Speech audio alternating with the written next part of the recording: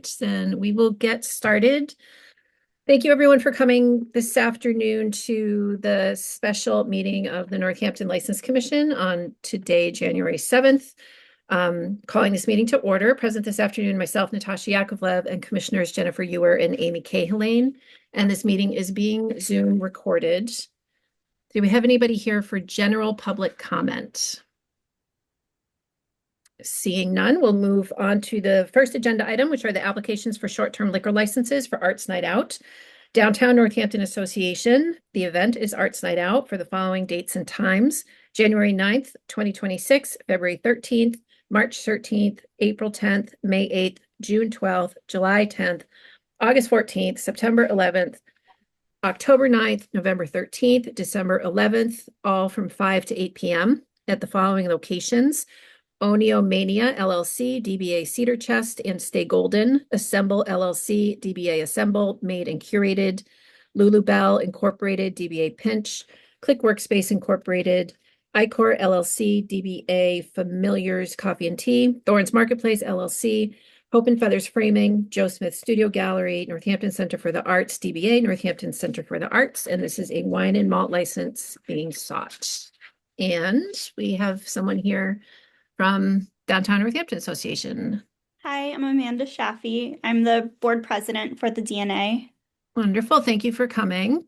I have a quick question. It might be more for Annie. Annie, I know that there was an addition to this list. Have all of these locations had their short-term liquor license inspections with the fire department? You're muted. Sorry. I'm not sure. I will have to check with Kevin. He's not here yet, but I can check with him after. Okay. Sorry about that, Amanda. Do you have anything you want to share with us about Arts Night Out for the coming year? Yeah, we're very excited. It's going to be second Fridays of every month. We're trying to bring the crowds down to Northampton and just have some fun things going on. We have started to generate some interest already. We've had some news reporters reaching out to us. So it's very exciting. We're hoping to get even more people on board. That's great. We're very happy to see it come back with more regularity these days. Yes. Any of the commissioners have questions or comments? Nope. No questions. Okay. Then I think we are ready for a motion. I'll make a motion to approve the applications for short-term liquor licenses for Arts Night Out as outlined in agenda item 3. Second. Subject to okay with their short-term liquor license inspection by the fire department. Natasha? Yes. Jennifer? Yes. And Amy? Yes. Awesome. Thank you, Amanda. Thank you so much. All right. We don't have Kevin yet. Okay, here, next agenda item, we have a hearing on noise and safety complaints at 24 Main Street and consideration of potential modification of the entertainment license held by Pedigo Wood LLC DBA Hayes. And I'd like to make a motion to open the public hearing. Second. Natasha? Yes. Jennifer? Yes. And Amy? Yes. Okay, great. So first we are going to hear from complainants, and I know we have at least one person here. And if you could unmute. I am unmuted. Hello. If you could just state your name for the record, please. My name is Eric Bennett, and I live at 26 Main Street. Thank you.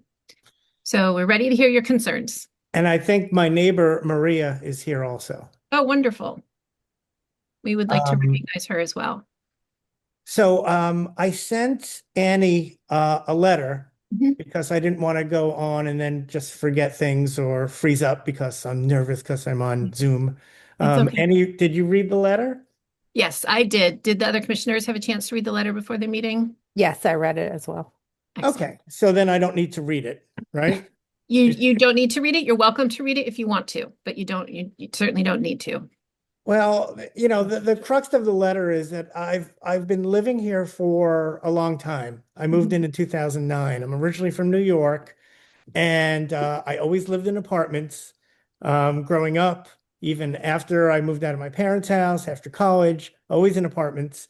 So I kind of know what it's like to live where you have to coexist and you're in this community where people are on all the walls, people are above you, people are below you. I know what it's like to live in a noisy apartment. One good thing about this apartment, and I wrote it in the letter, for some reason it's built, I'm over an Indian restaurant, and I thought when I first moved in, oh, am I going to smell Indian food all day long? And the building, I think it was a warehouse because we have really tall ceilings, very thick walls. I never hear anything. It's like living in a house in the middle of the woods, without the crickets. I don't hear any of my neighbors. Whereas in New York, if somebody coughed, I would hear them. So it's not like the walls are thin, and we're on the third floor. My neighbor Maria, she's below me. She's a little closer to Hayes. The thing is that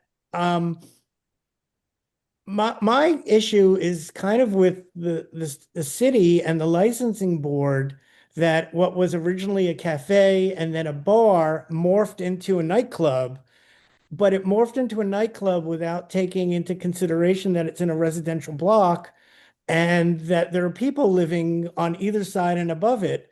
And as quiet as my building is, and as thick as the walls are, it doesn't mitigate uh, a DJ or a rock band. We're on the third floor and I'm in the back. And Anya has lowered things a bit. She has actually paid attention to, and if I text her, she'll get back to me. The thing is, there's nothing that really she can do to have a viable club and a rock performance space and be and have neighbors that are next to her upstairs from her, unless they put in soundproofing like they have at the Iron Horse or the Parlor Room. There's no noise mitigation, so everything just comes up through the walls, and I have a club in my apartment basically, and I don't see how the city can allow something that was a cafe and then a bar and a craft bar to turn into a nightclub without doing your due diligence and saying, you know what, there are people that live upstairs from you and next to you. These are apartments. These are not residential apartment. Across the street from me on Main Street, those are commercial offices, but these are residential apartments. And my kids had to leave.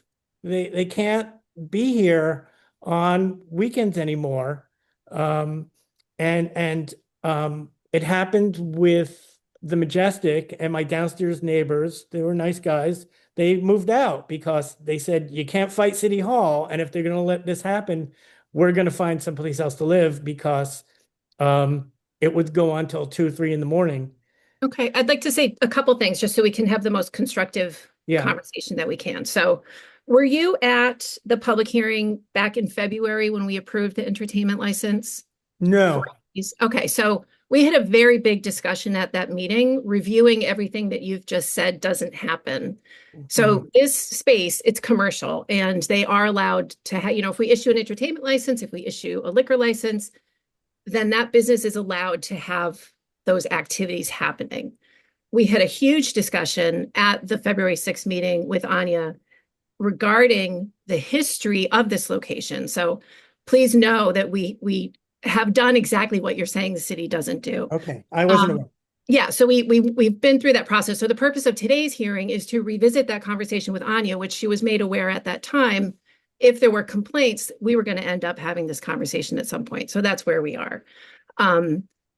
That's just my piece, but please continue. Okay, so I did talk to when I became aware of Hayes, and I don't attend these meetings regularly because there's no reason for me to. So I wasn't aware of it. And so, or else I would have put my 2 cents in at the time. When I saw that Hayes was saying coming soon, Hayes, performance-based nightclub. I did talk to Anya, and it was a nice talk, and I just said, be aware that we had problems with the Majestic. It was really loud. My thing, what I would ask from you is that I had the same understanding with Phil Peak, who was the owner of Majestic, is that if it's too loud, can I text you and will you respond? Turn down the bass, turn down the subwoofer. You know, if it's the walls are vibrating, there's no earplugs I could put in my ears to keep the room from vibrating. So let's try and keep that to a level. And we go to sleep now with earplugs and white noise machines. That's how we go to sleep. I also asked her if she could make sure that the windows and doors are closed so the sound doesn't come out onto Main Street, bounce off the walls and up into my kids' rooms. She said, okay. And that was the understanding. And her problem is that she has different DJs. She has different bands. They come in with their own equipment. It's not house equipment for the most part, I guess. And she can't always stay on point with different people every night or 2 or 3 times a week to say, I have people, you know, I'm not the primary concern of her running her business, and neither is my neighbor. So, and neither are the other people. So we have to text her and tell her if it's too loud. And she usually responds, and it usually goes down enough that it's manageable. Sometimes it's not. She had a band there last night. It wasn't that loud. I earplugged it and put white noise machines on, and we managed the best we can. I don't want to close her down. I just don't understand. I went to ask Gabe, and I've known Gabe for 17 years. He's the landlord. And I said, what about, you know, you've rented it out to 2 nightclubs in a row. Have you? What about putting some soundproofing in, you know, on the ceiling so it doesn't get into the apartments upstairs? And he basically told me to take a hike. You know, he's like, if you can't handle the heat, get out of the kitchen is pretty much what he said. It's like, don't live downtown if you don't like the noise. It's like, I've lived downtown my whole life. I could deal with the noise. I can't deal with my apartment vibrating. So, and he basically just told me to leave.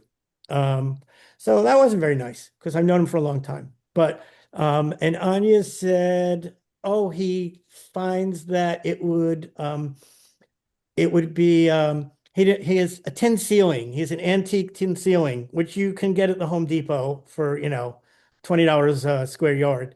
And he doesn't want to attach the soundproofing to the tin ceiling, and that's that's BS. He just doesn't want to do it because it costs him money. The thing is, I live here, and there has to be some kind of social contract between the business downstairs and the tenants. And I've been here 17 years, and I haven't really gone before the council or anybody and complained about anything or noise downtown or things coming from across the street or bars staying open. You know, I didn't complain. But, you know, when the building's vibrating, I'm complaining. And the option is either they get soundproofing to mitigate this, or I'm probably going to move out because I can't, you know, I pay a lot of money to live here and I love my apartment, but my kids have moved out, pretty much. And there's no reason for me to stay here. Not like this. It's not how I want to live. So, oh, you know what? I'm going to let Maria talk. Talk to me. Okay, thank you. And one quick question, is Gabe your landlord as well? No, my landlord is Mr. Singh, who owns India Palace. Okay, got it. Thank you. And when we complained with the Majestic when I went with Jim Neal, that Singh came to the city council meeting that time too. And he wanted to be here for this, but I said, I'll be all right. Thank you very much. Thanks. Okay. All right. And could you just state your name for the record, please? Hi, Maria? everybody. My name is Maria Grove. I'm also a resident of 26 Main Street. I live on the first floor, so I get all the rock band and all the fun stuff. I think, Eric and I have chatted a bit. I've been a resident. This is my third year living there now, I believe. I'm from Miami, so I know a little bit about the music too. I think my complaints are a little bit different than Eric's are. Mine are more about safety. And I have been in contact with Anya about this. I was out of town for like the last 3 weeks. And I actually sent her a very strongly worded text message before my husband and I left. It's just, obviously we can hear absolutely everything, and, it causes problems. My brother was here with my nephew, who's like he's what, like 15 months old, and the baby couldn't sleep because it was so loud and you hear it. And, it was a problem for my brother who was here for a week, and he's making all this effort to come. So I felt terrible. But we hear everything, and in our bedroom and everything. And we heard it with Majestic as well. I think it was kind of like we didn't really know what to say. We're new to the area. We haven't lived this is our fourth year living in the town. But so we hear everything. So before we left for vacation, there was a couple of things that were very concerning that happened, and I'll explain both, like two situations. And the second one, I did tell Anya that I was going to call 911 if it happened again. So the I'll go with the first concern that is a little bit weird. I'm a very light sleeper. I just do my best to sleep, but there's been multiple times that we have heard, my husband and I, and he's working, so I couldn't jump on, but um it sounds like there's always a male voice that comes around, and either there's something that happens in Hayes that they get upset at each other, and they end up getting upset at this person, and he always leaves. And I can hear the door slamming in the back. I can hear the door opening in the back. And it's whatever, the walls are thin. But every time he gets upset, all I hear is him cussing and him being very upset. But what concerns me is that he's said maybe twice or three times, I'm going to come back and I'm going to shoot this place. Um, and that was very concerning. And I was very scared. And I woke up my husband, and he looked at me and he's like, "What the heck?" And I was like, "You know what? Maybe he's just really drunk. Like, whatever, it is a nightclub. Things are happening." And then it happened again. I was like, "Oh my God, like, is this what we're really in for living here?" Like, I'm scared. Like, if something happens like this, we're literally the first floor. I did not reach out to Anya for that one because I was like, you know what? Like, I also want to support her business, and I want her to succeed. And maybe, she has this under control. Um, but right before we left, we had an early flight. And it was I left a Wednesday, and it was a Tuesday night. And I called her because we could hear a woman screaming in Hayes saying, "Let me go. Stop touching me. Please let me go. Please let me go." And it sounded like this woman was screaming at the top of her lungs. And I don't know if it was a female identifying person. It sounded like a female voice, and I just felt like a very bad bystander. And I was like, I don't know if my husband and I were both up. We didn't want to go downstairs. I was like, do we call 911? Like, what do we do? And it probably went to like one, two, like the screaming lasted for about 30 minutes. And then eventually you hear the woman leave, close the door, and she's screaming and crying. And when we left early for our flight. We see two women in the car just crying, crying, crying. And I was just like, I felt guilty because I was like, I don't know if I should call 911. So, in my mind, I texted Anya and I was like, hey, look, like if this happened last night, like I haven't really been too vocal to you. Eric's been more vocal. I'm just kind of like, it is what it is.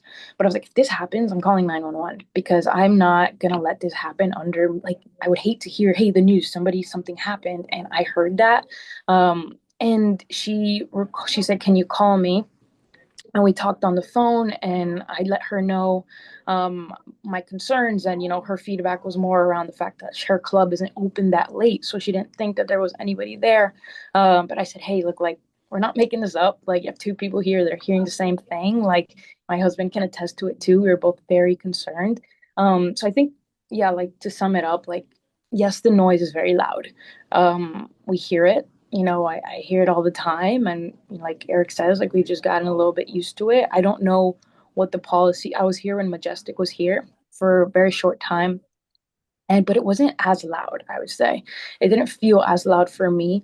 I would hear it on the drag show nights on Tuesdays. But other than that, felt more manageable. But this one, it's every day, and or whatever the days of they're operating. And I'm like, holy heck, like people are partying on a Wednesday night. Like this is kind of crazy. Like there's live music every freaking day. Like I wish it could be more regulated and we'd know like, okay, like these are the days that there's going to be music playing instead of every single day having to have it. And then on the weekends, like my husband and I kind of know, like buckle up for like what the heck we're going to hear tonight.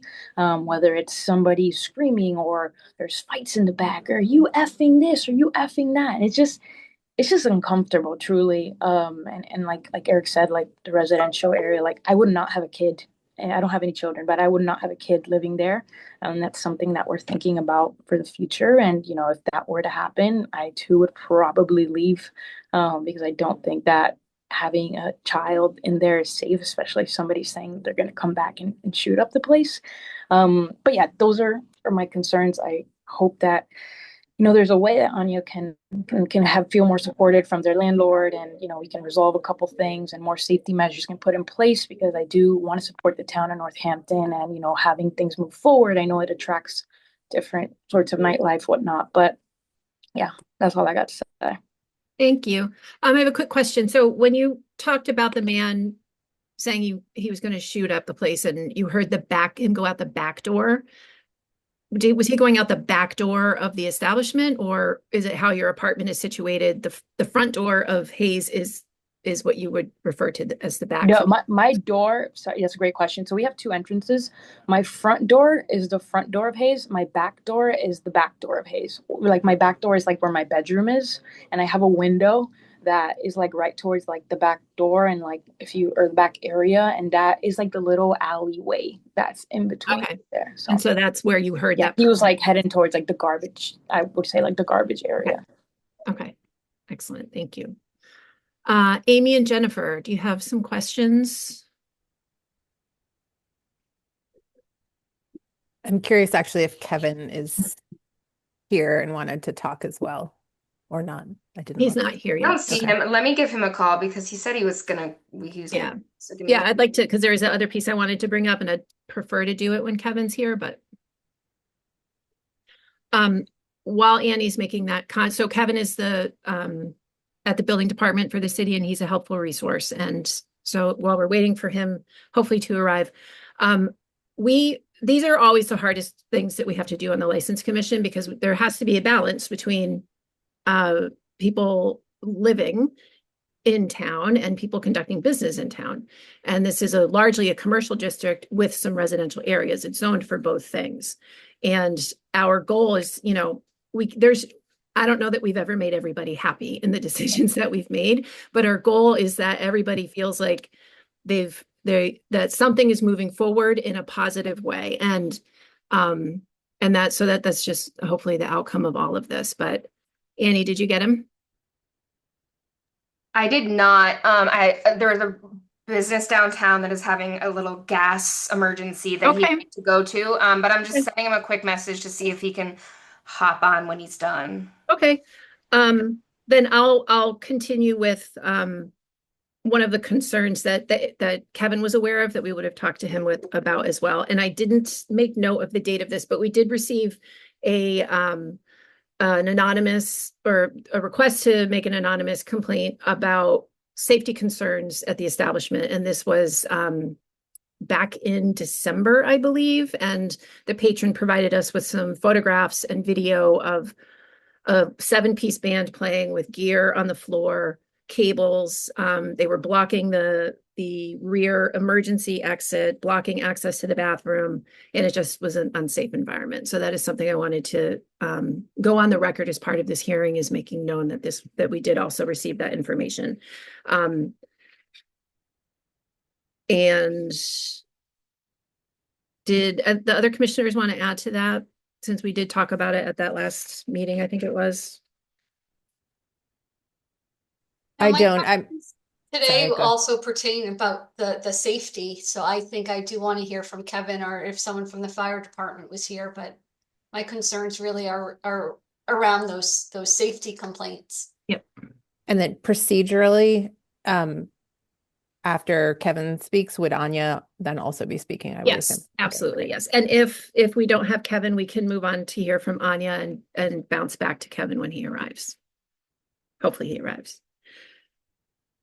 Okay, so in the interest of time, do the commissioners have any other questions for Maria or Eric? I do not. Yeah, Okay. no questions. Thank you. Maria and Eric, thank you for being here and sharing your concerns. Next, we will hear from the license holder. And if you could just state your name for the record. Anya Wood. Hello, thank you. Hello. So, I haven't seen you since we approved your license back in February, and we had a big conversation about our concerns with the history of sound in that establishment, what previous businesses had done to address the sound, and it seems like things are a little bit maybe off the rails at the moment. And we'd like to hear how I have a lot of questions for you, but if you would like to respond to what you've heard so far today, you're welcome to do that. I'm trying to see which one I should start with. So in terms of sound mitigation, we are still working on doing more sound paneling. Have you done any yet? Yes, we have. There's curtains in the back. And yeah, I talked to my landlord about doing more with the ceiling. And originally we had this plan to put baffling across the entire ceiling, but that was kind of, a lot. We'd have to screw in a lot of things, and the ceiling has been there for a long time. It's a historic building. So he asked us not to, mess with the ceiling. But when we talked after the last meeting, I did let him know about that portion of it. And he said that if I wanted to, I could put sound paneling like in the corner, kind of where the band would be. So working with Ronan on doing something like that to put more sound paneling in the space to try to help with dampening the sound. Who is Ronan? Sorry to interrupt. Ronan is a sound company. They do a lot of they fix sound gear, and they hire out people who do sound for bands, and also do sound mitigation as well. And we do have a sound person who is monitoring the decibel levels. We actually just got a new sound person because the old one wasn't really, I didn't think that they were doing a great job of keeping the bands in check. And yeah, it's hard for me. I try really hard to be understanding of the people who live above me. And I make it very clear to whoever comes into the space that we do have neighbors upstairs. We have stopped using the subwoofer completely because of it. We have a sound decibel reader to try to keep it in a safe and reasonable sound limit as well. And we have lots of different people with the live bands. It is a little bit more difficult to to dial in the sound because they bring their own equipment. That's, we have some house equipment, we have speakers and a soundboard, but most of the time the bands come in with their amplifiers and things like that. And whenever they come in, we tell them you got to keep it low, especially with the bass players. And it's a band, it's live people, they don't know the space all the time. And so it's a little bit of trial and error trying to like dial that in. Yeah. So yeah, we're definitely doing things to try to, work on the space and make it work for everybody. Because, I'm not trying to make it unlivable for the people who live above me. We took over Majestic because it was a bar previously. And, when we talked to the landlord, uh, and Phil, who had previously owned Majestic, they let me know that there was, oh, there are people upstairs and they've complained about the sound sometimes, but you just have to get a decibel reader and do some sound paneling and you should be fine. You know, I don't know how extensive the conversation was with Phil, but when I talked to my landlord too, he let me know that the people who live above me, it's in their lease that there is a bar that's downstairs, and part of that. So, when we took over the space, it it was already a somewhat loud place before. So, I am new at this. I'm still trying to figure out how to navigate a lot of these things. Um, and yeah, I'm definitely hearing that people are, trying to live their lives. And I'm doing everything that I can. It's a lot of work. It's just me basically running the place. So I'm trying to do things as fast as I can. But all of this stuff takes time and a lot of money. So, there's that aspect of it too. In terms of the safety issues, we did have an employee that had a not so savory partner. Um, and I didn't even realize that this was happening. Some of my staff, I didn't know that this was even an issue. Some of my staff have keys because I can't be there all the time. They come in and they open the bar, and sometimes they close the bar. I work like 12 hours a day, so sometimes I go home early. Um, and I thought that my staff was trustworthy enough to be able to have keys to the bar. And until I heard from Maria, I didn't realize that there was anything happening without my notice. We do have cameras. So after hearing that, I looked at the cameras and saw that they were there past hours, and that person no longer works for us because of this issue. So, yeah, it's a really unfortunate situation, but it's not somebody who worked there, who was the man who was being problematic doesn't work for Hayes. It was a partner of one of my bartenders, and she no longer works there. And it's a tough situation on her end. So that Both of was, those issues were related. The man who could be heard slamming out the back door, saying he'd come back and shoot the place up. That's the same as the yeah, I related think so. Yeah, the I would assume so. I have some friends who live in some of the other apartments next door. And when that incident happened, I also heard from some other people that they heard that as well. And after looking at the cameras and kind of hearing more about the situation, it it was one of my employees. Her boyfriend came to the back door when she was working and they had a fight. So, I am trying to make it a safe space there. That's one of our biggest goals. So, that's kind of a no, you can't really come back from that. You can't be there past hours. That's unacceptable behavior. So, unfortunately, yeah, she's no longer working for us. Um, yes, I don't know. There was probably more things.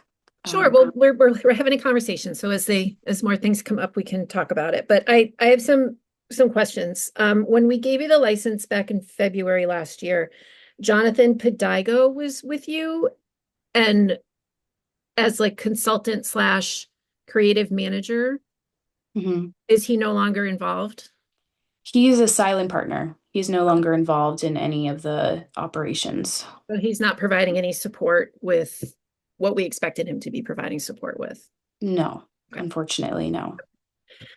And how many people do you have working for you?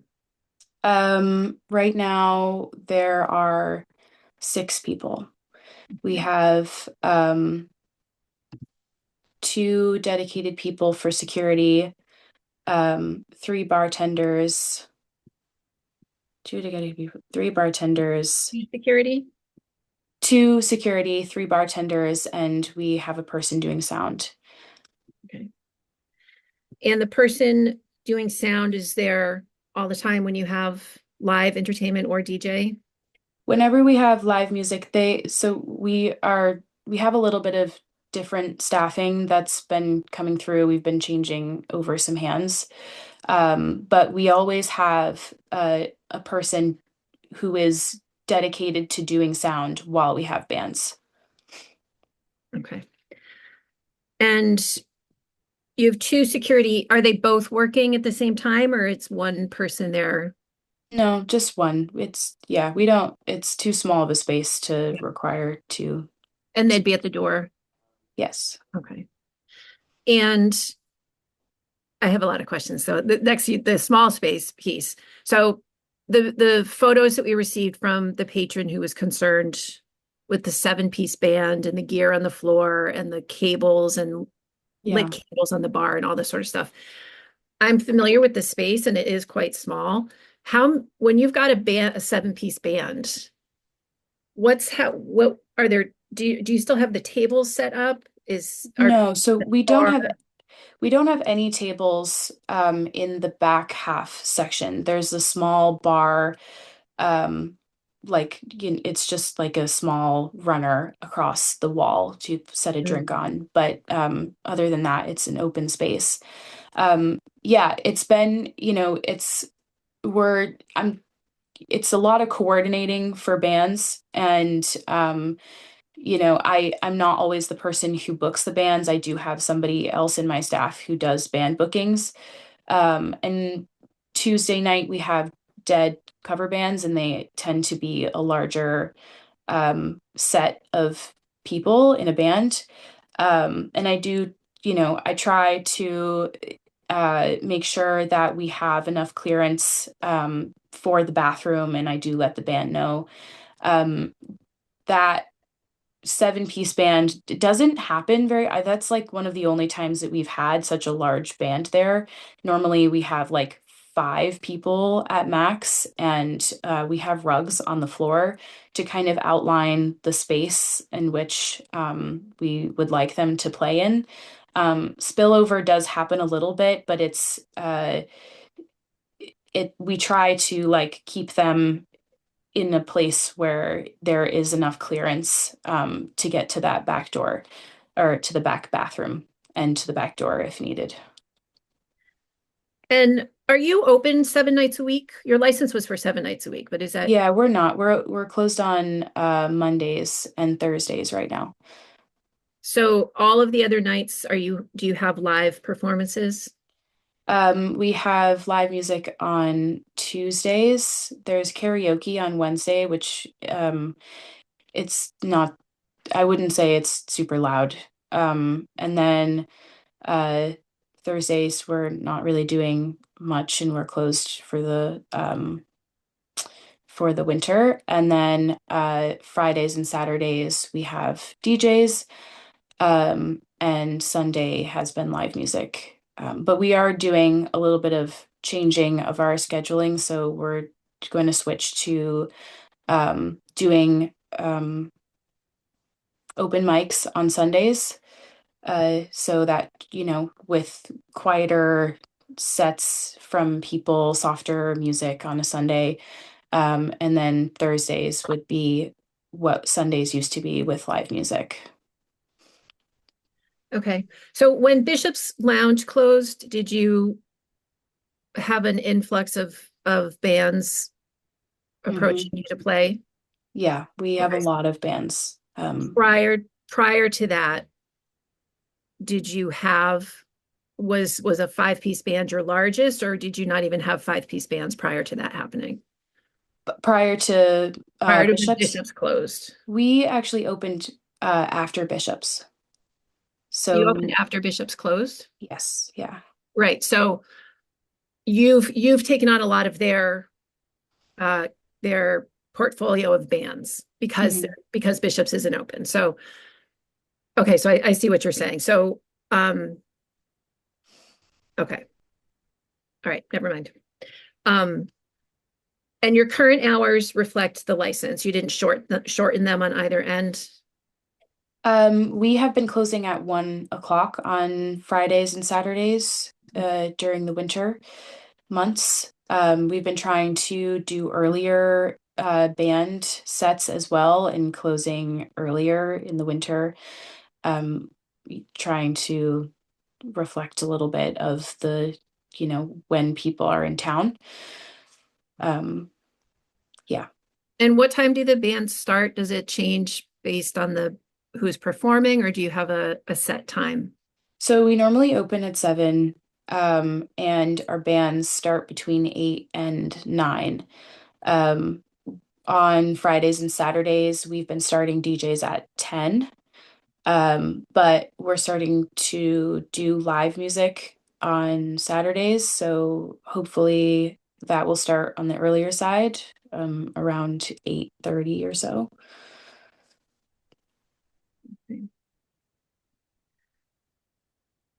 Jennifer and Amy, questions at this time? And my computer. Uh-oh. I think we just lost her. It sounds like her computer was going to die, maybe. Oh, great. Are you able to text her? Do you have her number? I don't have her number. I can email her. That would be great because I would love to hear from Kevin. I don't want to keep him, but I also don't want to continue the conversation without her here.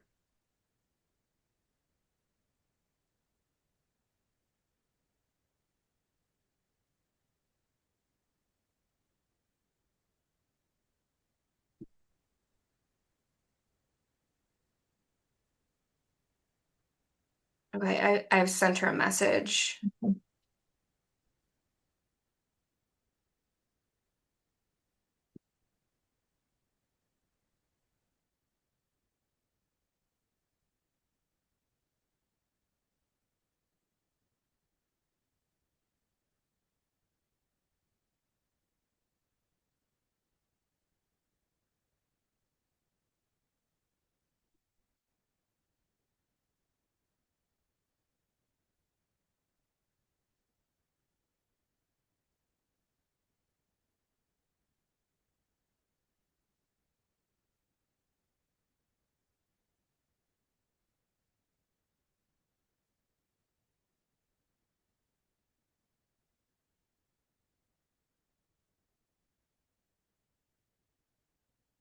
Hey, Annie. I just sent you a text. Yes, I see that. I'm actually Okay. looking in um OpenGov. Okay, let me see if I can reach her on hers. Yeah, Oh, somebody just came in. Yeah, that might be her. oh, okay. Excellent. Okay, great. You're back. Yeah, sorry about that. No, that's okay. Thank you. Okay, so based on what we've just discussed, Amy and Jennifer, do you have any questions or comments? I think maybe I can answer this myself, but I was, while you were talking, trying to figure out is there more, are there more complaints during live music nights versus DJ nights? Like, does one of them generate more bass or more vibration, or does it make a difference? If you know. Was That was that a question to for Anya. me? Oh, I'm Sorry, sorry. I'm sorry. sorry. No. My mistake. I it's hard to say. I think that the DJs, we tried to switch to live music because um just the nature of having loud speakers, seems like that sound travels a lot more, because of just like the bass aspect of it. And because we no longer use our subwoofer, it we have to turn the speakers up slightly to kind of make the sound quality in the same way.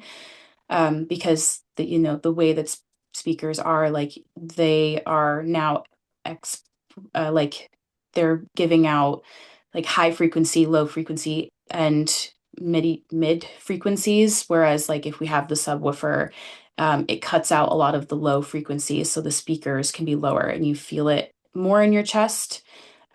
So I think that live music is a little bit um, it's hard to say. I think that it's both aspects of things. There's pros and cons to both. But we're also trying to switch to more live music because there's a lot of people who have been wanting more live music in Northampton.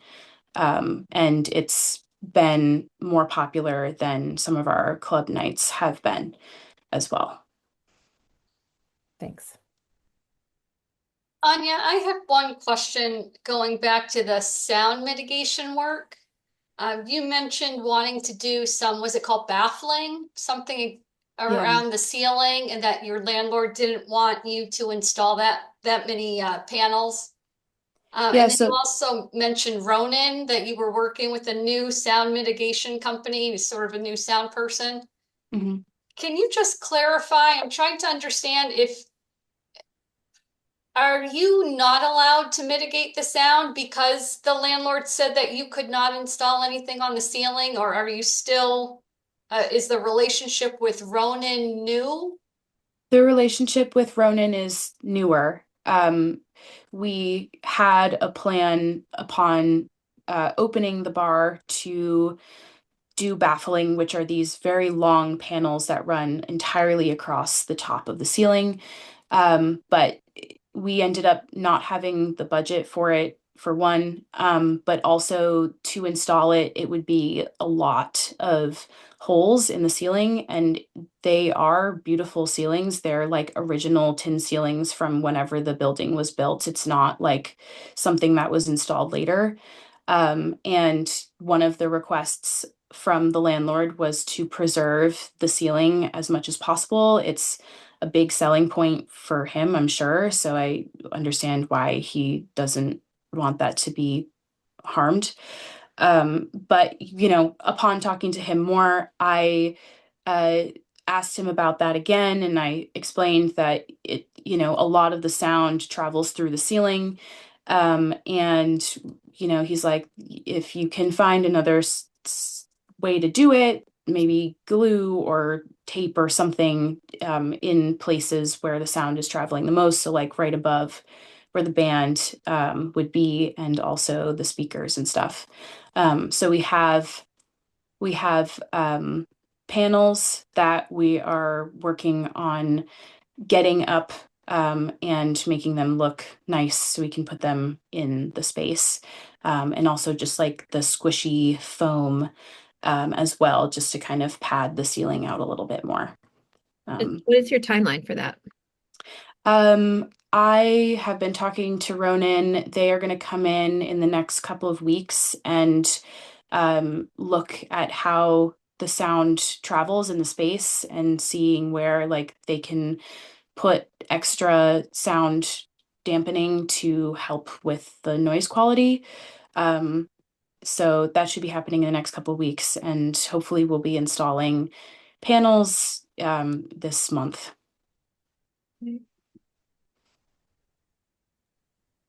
I have two questions. Can you just go over again the closing hours for each day of the week is my first question. I got lost in what was happening winter or now versus later. Yeah. I'm trying to, okay, so Monday, or sorry, Monday through Wednesday, I don't remember exactly what time I put for the opening date, but I know that we close at 12. And then Thursday through Saturday is until 2 a.m. And then Sunday is also 12. And then you said for the winter months that you were closing at 1 a.m. on Friday and Saturday? Yeah. And Yeah. winter months meaning like when are you going to switch over to another schedule? Do you know? Do you have a I think once, the weather gets a little bit warmer and we have more foot traffic and just more people in town, it's a little bit slow right now. Okay. Yeah. Thanks. I would like to jump over to Kevin and bring him in on the conversation now that we have him. Hi, Kevin. Thank you for being here. Yeah, sorry about that. No, it's okay. You have a busy day. Yeah. So in regards to the foam that you had just mentioned, Anya, so it has to have a fire rating to it. It just can't be any foam. That would also require a permit from us. It needs to have a fire class rating of A, B, or C on it. So just don't go purchasing anything until you check with me to make sure it's something that can be approved. Okay. There was foam that was left from Majestic that we were planning on using. Do you know if there was anything from them? I can look if there's any labels on it, like what type of, I'm gonna guess if it's foam, it's not approved. Okay. Just because of the station nightclub and then just what happened overseas with that fire, 'cause that was foam, and with any flames, the foam spreads. It doesn't have a rating on it. So, Okay. but if you can see what the manufacturer is and get information on it, we can look at it. And if it does meet the rating, then you be able to use that. But if it doesn't have a fire rating, then you won't be able to use that. Okay. Thank you. Yeah. Kevin, did you have anything else or are you ready for some questions? I'm ready for questions. Okay, great. So we approved the license back in February, pending all the things. Yep. There was a liquor license inspection with the fire department conducted in July. Yep, that was our initial visit. Yep. Just to give her to go there and see what she had to get done. Okay, was there a follow-up visit to that? Yes. Okay, so Yep. so the issues that were flagged as not passing were corrected. Correct. Okay. So with the in regards to the curtain, we just let her know that it had to be a rated curtain, and then if it was closed at any time, that another exit sign would have to be installed above that door to let patrons know that there is another means of egress behind that curtain. Okay. So if that curtain was closed, and then from the pictures that we received, the curtain was closed with no additional exit sign. Yeah. And you'd had that conversation prior to we received those pictures. Correct. We had that with her, I believe, on that initial visit, and then with the follow-up inspection before they opened up. Okay. Anya, is your staff, so when you're not there, is your staff aware of these things that they can't close that curtain door? Yeah, I try to make them aware. I think that one got swept under the rug a little bit. Normally the curtain is lowered. It is a fire rated curtain. And we don't normally have it closed. It's open most of the time. But sometimes the bands close it and stuff happens. But we can get an exit sign installed if that would be easier. You have to. Yeah. I mean, that's been, I think this is now the third time you've been told that. It would have been the inspection and then Kevin told you and now we're telling you again. It's really, really important.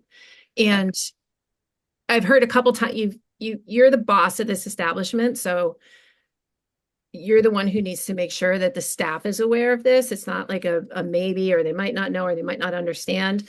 They're serving liquor. They have to understand everything that applies to that, all the safety and everything else. And they have to understand the fire safety. They have to understand and respect the decibel stuff. And we've heard from, in a past, not at this establishment or this location, a different location where we were having sound issues, we heard from the establishment that, well, these are musicians, we can't control them. It's your job to control them.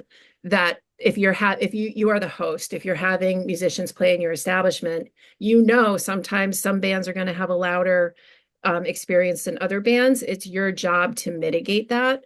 And to, if it's too loud for the space, it's too loud for the space. Sorry, we're happy to have you here, but we can't have you back. Like those are the types of decisions that you're going to need to be making in running this business. We definitely do make those decisions. We don't hire a lot of bands because of the type of music that they play. And I do a lot of being the gnat in people's ears about all this stuff. It's honestly, I'm the bad guy a lot of the time because musicians don't love to listen to people telling them to be quiet.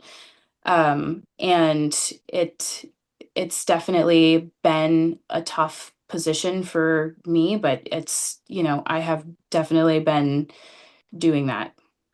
And the musicians, it's still your responsibility. It's not theirs.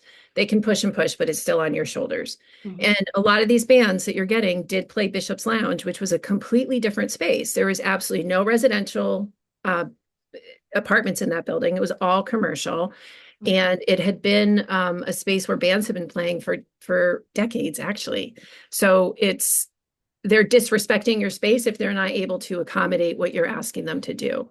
Mm-hmm. And they're used to playing in a certain area, so they need to be brought to the limits of what you are able to provide in that space if those bands are going to play. Mm-hmm. I agree. Okay. Did anybody have anything else for Kevin while we have him? I don't want to keep him. He's welcome to stay, but I don't want to keep him if he has things to do. I don't. Thanks. Okay. And do the commissioners have any other follow-up questions for Anya or clarifications needed before we close the hearing for our discussion? I don't have any other questions. I guess apologies that you've said this before, but if you could, Anya, just clarify one more time. At the moment, you're still working, yes, with the sound company to try and explore other sound mitigation efforts in the area where the band plays. Is that yes, right? Okay. Yes. Yeah. Thanks. That's all I had. Okay. Then I think we're ready to make a motion to close the public hearing. Second. Natasha, Yes. Jennifer, Yes. and Amy. Yes. Okay, so I'm sorry, I should have explained this before I closed it, but at this point in time, the commissioners are going to have a discussion and see if there are any changes that will be made to the license. Okay, so commissioners.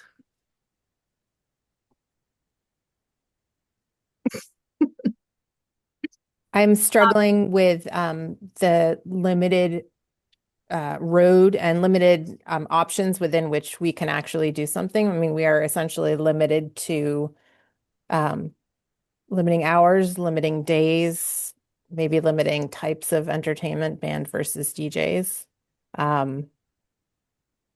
Well, let's first talk about what we are identifying as issues, as problems, and then move to if there are solutions that are within our purview.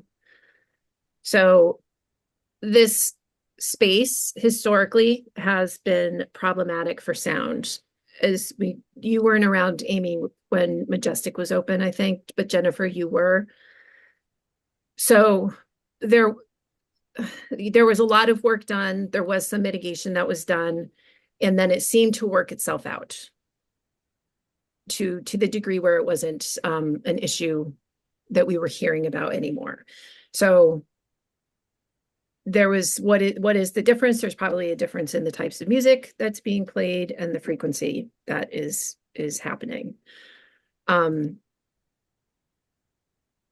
other issue, in addition to that, to the sound that has resumed, and sounds like it's actually gotten worse than it was with Majestic, is some of the safety concerns that we've been informed about around in particular, that curtain being closed and the inconsistency with that, because there has been that information was provided to the license holder on a couple of different occasions before today, and it still seems to be something that hasn't been adhered to entirely.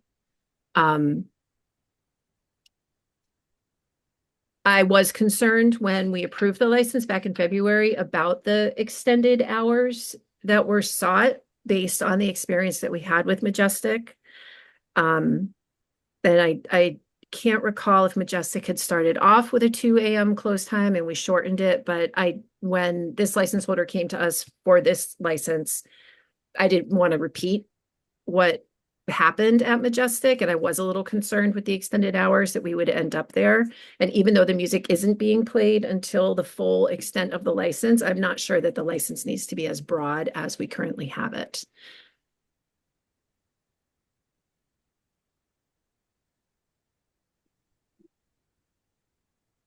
So, do you other issues that you can identify?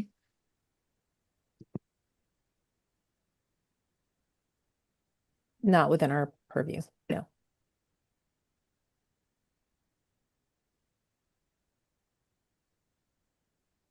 So current hours. Sorry, Amy. Tasha, do you mind? I just have a question for Amy. What are you, I guess, what are you thinking is not in your purview? Well, I maybe not in our purview, but a little bit tangential. I was just thinking of Maria's story about the people who were there and saying that they were going to come back and shoot the place up. Not that that's not tangentially within our purview, and we can limit hours to try and mitigate against that sort of behavior, but that feels to me like a bit of a separate thing from the sound and the venue safety. Okay, because I mean it in Mass General Law, Chapter 140, Section 183A, it says that the license authority may not modify unless they find that the license has adversely affected the public health, safety, or order in the. So you do have the authority to address safety concerns. Okay, that's all. Thank you. Thanks, Annie. Jennifer, what are your thoughts? I'm struggling with the sound mitigation sort of limits that the landlord has given to the space. I feel, I don't know where Anya's responsibility and the landlord's responsibility stop and end. And then there's the third component. Right now there's someone new. So are we giving a deadline now for Ronan to come in to see like what can be fixed? I don't know if we can force a landlord to damage the ceiling if it's in the name of. We can't force. I mean, that's between the leaseholder and the landlord. We can't force it. We can only control the license based on the physical space where the license is being used, the impact it's having, we've other establishments, we've had to go so far as to say, no amplified this or whatever. And so those are the things that we can deal with. And Anya said that Ronan is coming this month, within the next couple of weeks, I think. And then the plan is to have those materials installed in the band section this month, but there's the added layer now of needing to coordinate with the building department to make sure that the materials being used are fire safe. So there's a lot of moving targets. I mean, I think everybody wants the establishment to be able to continue to have music. It's what I'm seeing, my concern is that I'm not sure, and I mean no offense by this, but I don't see I'm not sure that the situation is being very well managed by the establishment. I think that there's a lot of music happening there, which on the one hand is great, but there's not a lot of control over what is happening when the bands are playing. And that's up to the license holder to do. And the only thing that we can control about that is if we want to, is to put limitations on the license in terms of how often it can be used. Can I ask a technical question? Yes. If we were to modify the license today, what would the procedure be to modify it again? Would it be another public hearing? In other words, could we modify it today and then say we'd like to modify it for 6 months or 3 weeks or whatever, and come back and have a follow-up meeting? Yes. And then modify it again, or does that require? It would require another public hearing. Okay. Yep. Yep. And actually, Annie, if we were to modify the license today, say shorten the use of the license for a period of time while mitigation is put into place, in some way measure the outcomes of that, would the license holder then need to reapply to extend the hours? Or would it be another public hearing to go back and change the license again? It would be another public hearing, because you'd be again modifying the license back to, because it sounds like it'd be like a trial period, maybe. Yep. Yeah. Is that what you were thinking, Amy? Like a trial period while things get, or something to indicate that we're taking this seriously and the establishment needs to take it seriously. And so for a period of time, we're pulling things back while you work on sound mitigation. And then if you come back and there's an update that indicates that progress is made and we want to give it a go again, then great. Yep. I think that's reasonable. What do you think, Jennifer? Yep. I support shortening the license while mitigation. And to be clear, when we say shortening the license, in my head, I'm talking about like an earlier close time. Yep. Is that okay? An earlier, and so right now the license is 7 days a week. So Amy, your thought is shortening the entertainment license on each of those 7 days, or are you thinking limiting music to certain days of the week with certain hours? I'd like to talk it through. In my head, I was thinking making the close time earlier, but when the establishment went through the close time on each day, there are really only 3 days that close particularly late, and only 2 of those days on which they are open, if I understand correctly. So right, for the time being, once the weather. Right. So I think maybe we should we're talking about the license that we've already issued. So we should consider any changes to those hours and not take into account what the business is currently open. Just to yes, to keep it clean, but also if the noise is a problem on days that the business is only open until 12 and we limit their hours from 3 a.m. to 1 a.m., I'm not sure that that's doing anything. Yep, true. Good point. Good point.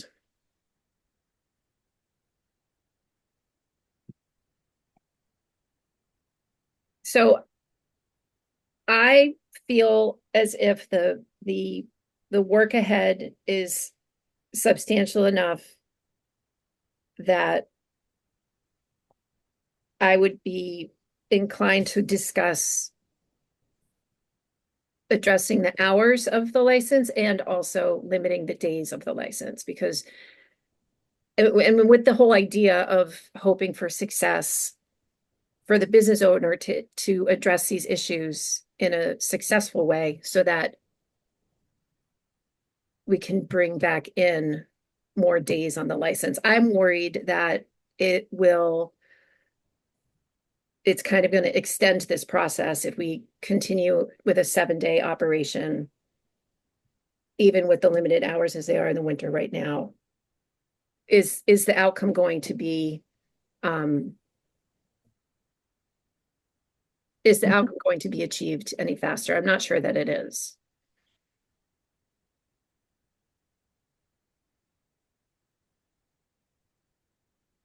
Do you have a proposal you want to float out, or would you like one from the Oh, I'd like to just hear your thoughts talk on it through? that. I mean, I'm My initial, I mean, yes, I agree with you. And I would assume that the busier nights are the weekend and later in the week evenings. And so a balance seems to me to keep those nights. And if we were going to eliminate any nights, to do them at the earlier part of the week. So like a keep Thursday through Sunday, Yeah, Monday through Wednesday. something like that. Jennifer, what are you thinking about this? Any aspect of it? I'm just thinking through, so Amy's informal proposal was just allowing the establishment to be open Thursday through Sundays. You were thinking Or 4 days? something like that. I'm just thinking, I'm trying to balance all of the competing interests. And it seems to me that likely the biggest demand for live music and foot traffic would be Thursday through Sunday, and that there would be less of it Monday through Wednesday, I would guess.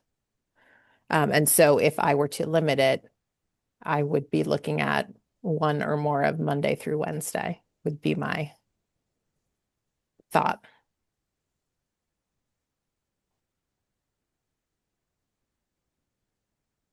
And what about shortening the hours?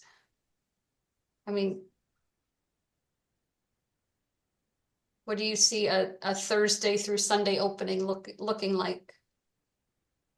Well, currently Thursday through Saturday is 3 p.m. to 2 a.m. Yep. The license.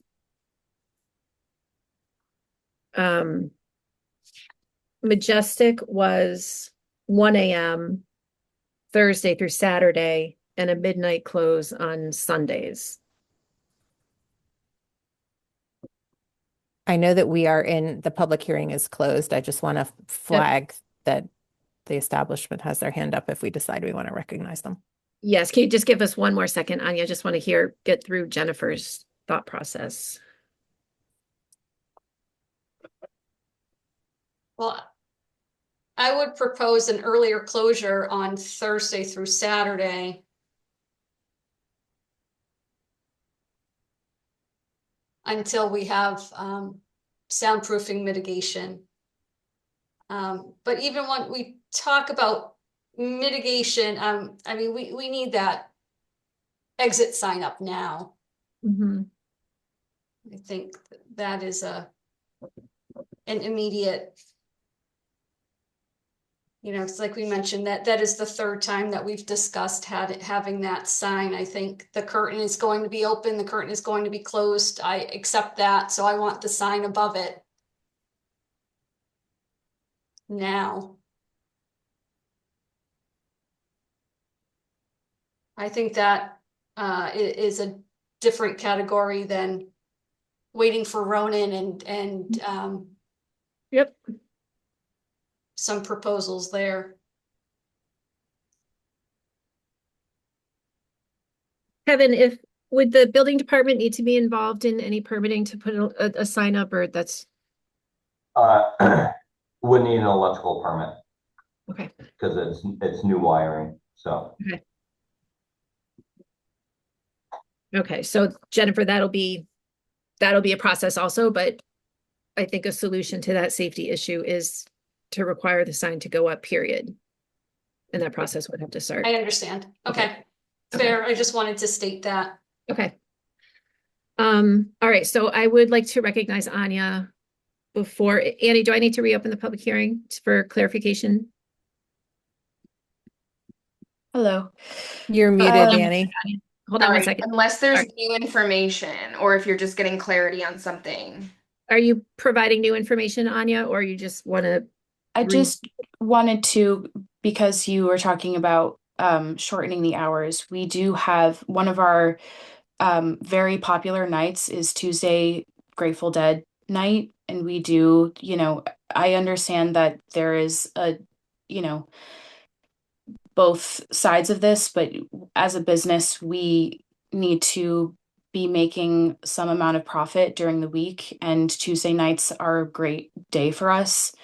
If we don't have those days, we're a new business and we're still struggling, honestly, to get through each month.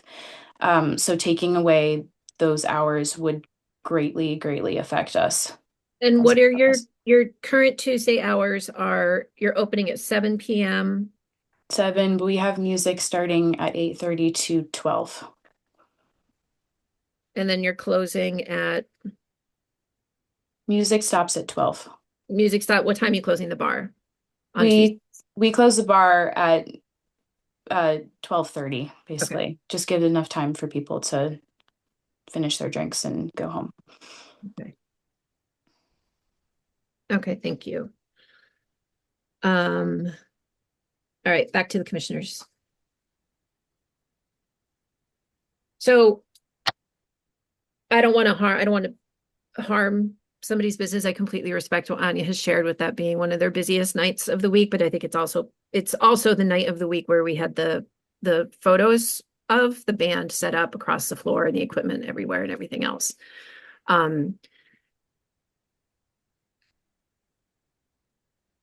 What are your thoughts then on that, notwithstanding that issue of the band setup? What are your thoughts of changing what we've just discussed, of altering the license to reflect Thursday through Saturday or Thursday through Sunday?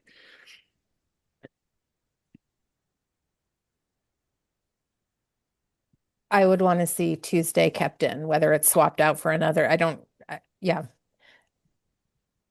I don't want to be asking somebody to be looking into sound mitigation and then expecting them to be spending money to do that, and at the same time taking away the night that He's going to pay for it. is going to pay for it. But I do think changing the hours might make sense. Okay. The hours from the original license. All right. So then if Tuesday we're in,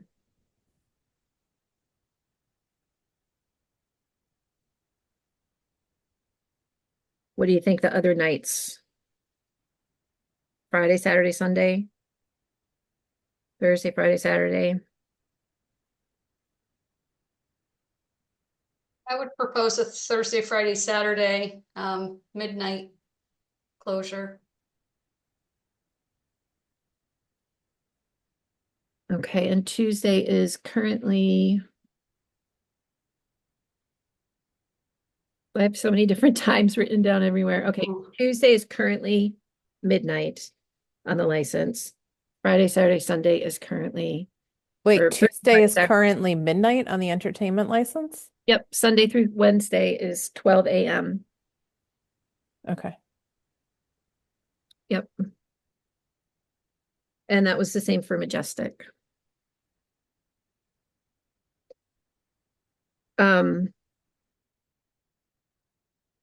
What if we did Tuesday end time of 11?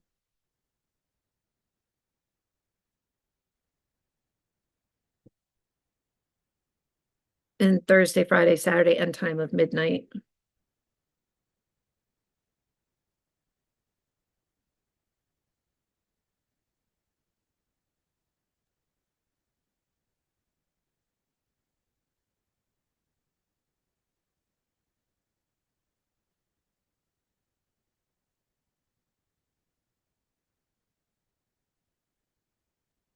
And this is just impacting, right, the entertainment license. So entertainment shuts off at 11. Bar could remain open until the end of their common vic license. Okay. Absolutely. Just making sure I'm clear. Yeah, yeah, yep.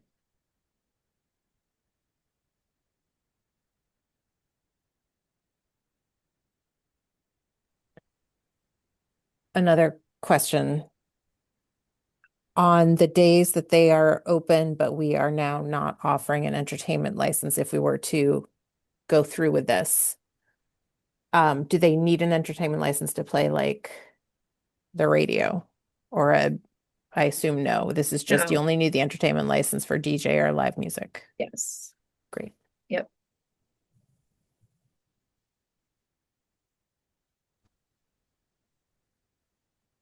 Then I'm okay with that change. But could we talk about a time frame Yep. and or a revisit date? Absolutely. Jennifer, what are your thoughts on those potential changes?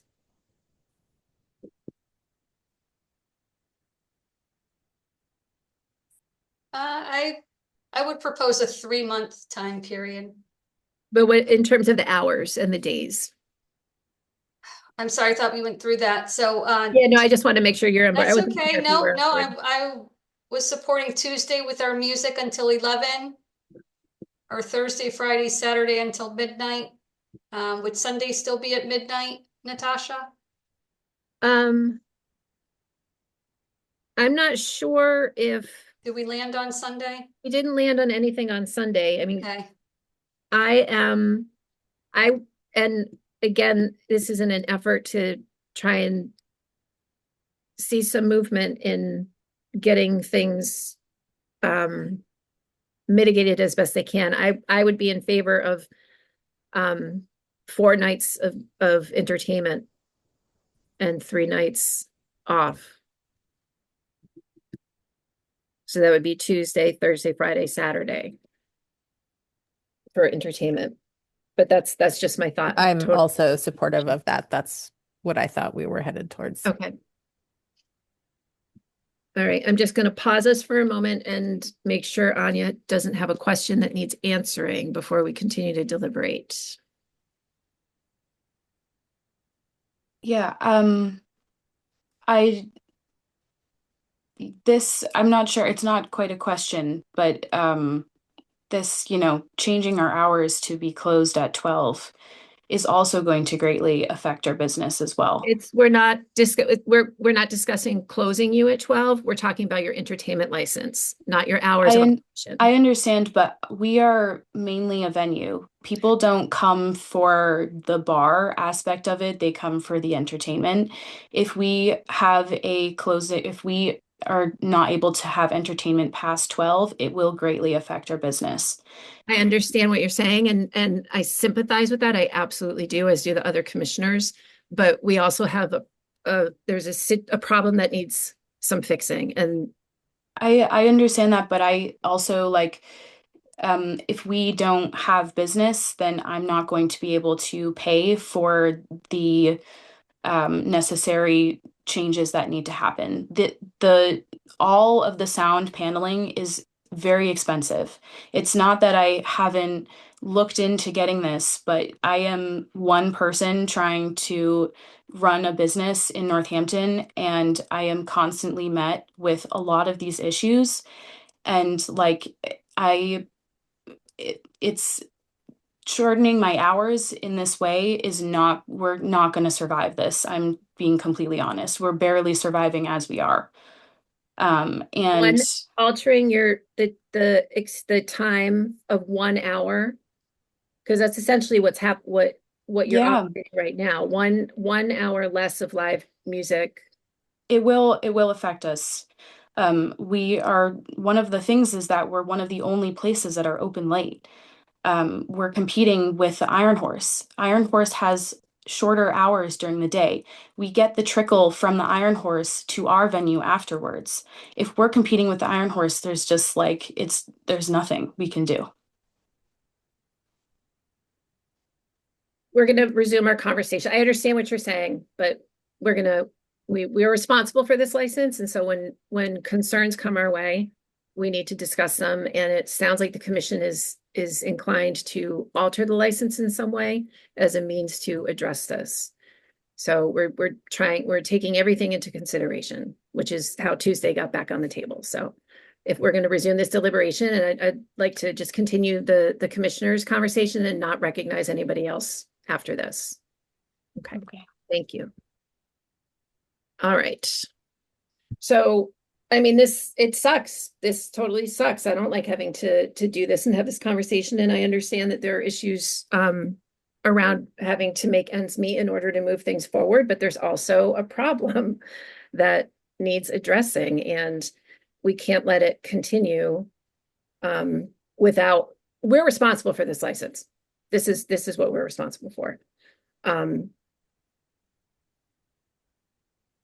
So it's, we can't, I'm not, I don't see how leaving things as they are addresses any of our responsibilities. I'm still inclined to limit the license.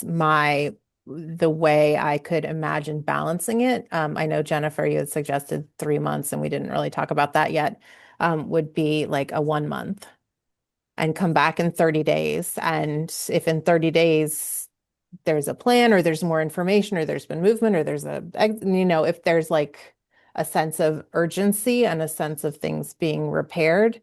And I know that that's putting it on us maybe to keep meeting every 30 days about this, but I totally hear the concern about losing the revenue. And I know that businesses downtown are on non-existent margins.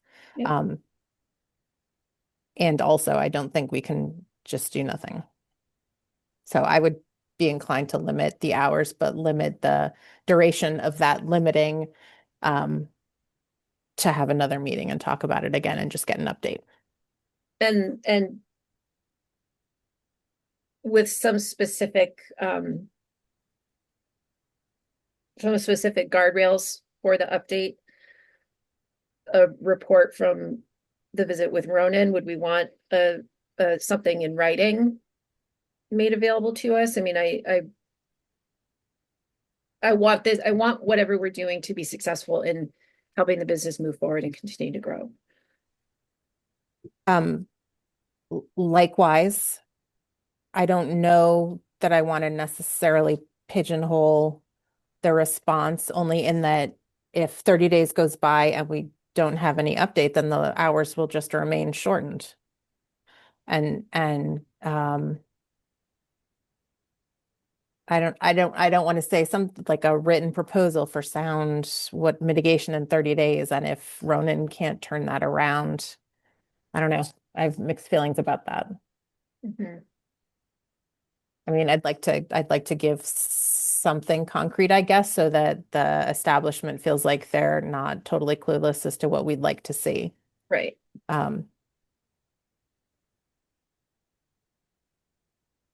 Feel that, Amy. I just think that looking back at other sound complaints that we've had, I don't think we've had any meaningful updates within 30 days. I mean, maybe this one will be different, but. And that may be the case. I guess I'd just like to give the establishment the opportunity to like kick it into high gear for 30 days to show meaningful to meet this deadline. Improvement. I And understand. like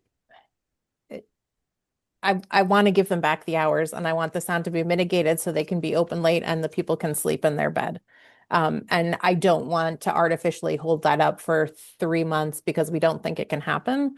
If it doesn't happen, it doesn't happen, but I'd like to give the establishment the opportunity to try.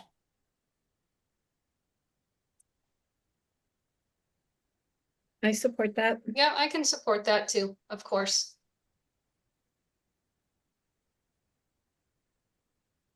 Okay. So let's just run through what we're talking about then. So Monday through Sunday, we're saying that for the next 30 days, the license would be modified to reflect entertainment on Tuesdays from 3 to 11, Thursdays from 3 to midnight, Fridays from 3 to midnight, and Saturdays from 3 to midnight. Yes. Natasha, can you say that one more time? Yes, so we're talking about the change would reflect Tuesdays 3 to 11, Thursdays 3 to midnight, Fridays 3 to midnight, and Saturdays 3 to midnight. And this is only for the entertainment. This does not affect their common victular or their operating hours in any other regard. And so all the other Monday, Wednesday, and Sunday, there's to be no entertainment? Yes, so we'd be limiting the entertainment license from the current 7 days to 4 days for the next 30 days.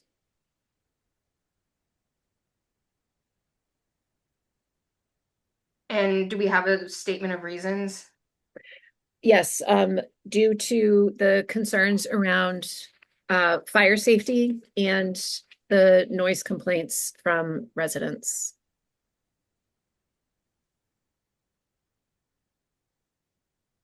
And a motion would include the piece about the fire exit sign.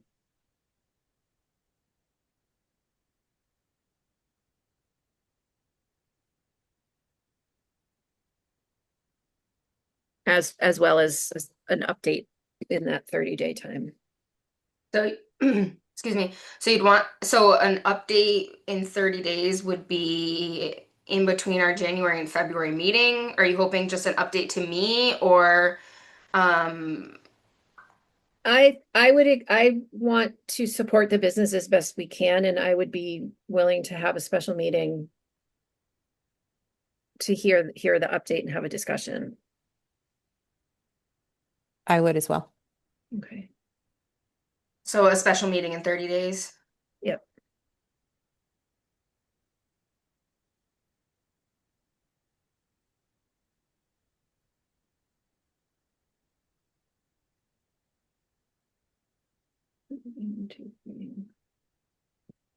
That'd be February 4th. Right.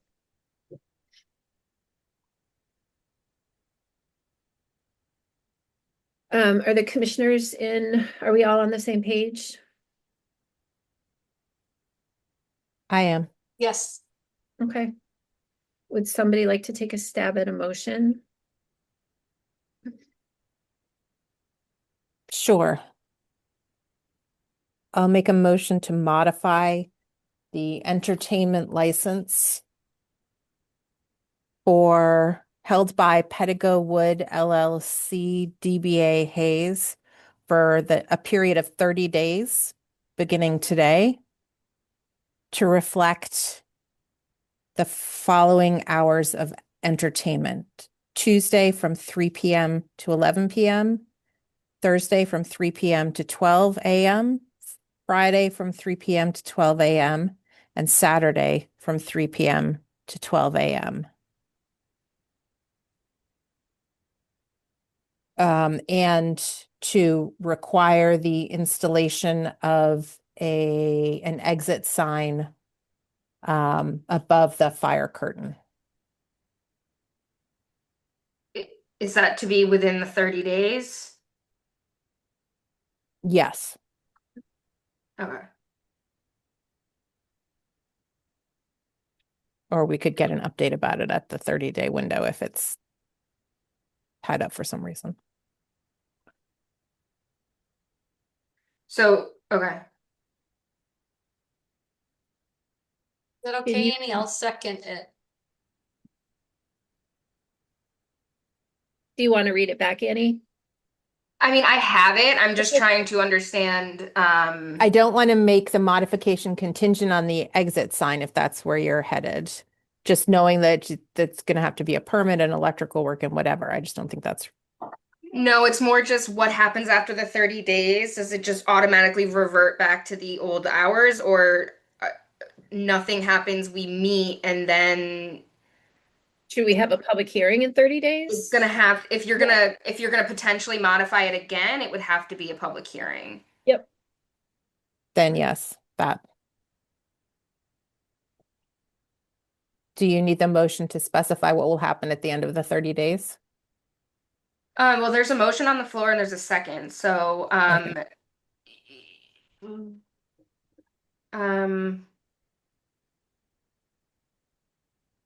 I think maybe you could offer an amendment to include, you want to modify the license for a period of 30 days, at which time there will be another hearing to discuss the hours moving forward or something to that effect. That was perfect. Okay. Could I offer that as a friendly amendment? Do I second the amendment, Annie? Yes. Yeah, I second. Okay, just give me 1 second while I get that down.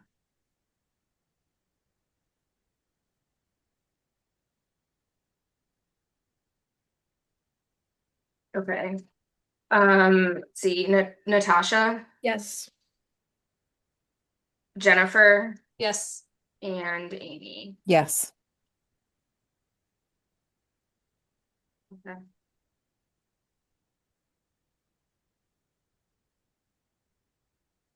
All right. So then you'll put this in writing to the license holder. Okay, Yep. great. All right. Thanks, guys. And thank you also for your willingness to have a not in the middle meeting again in 30 days.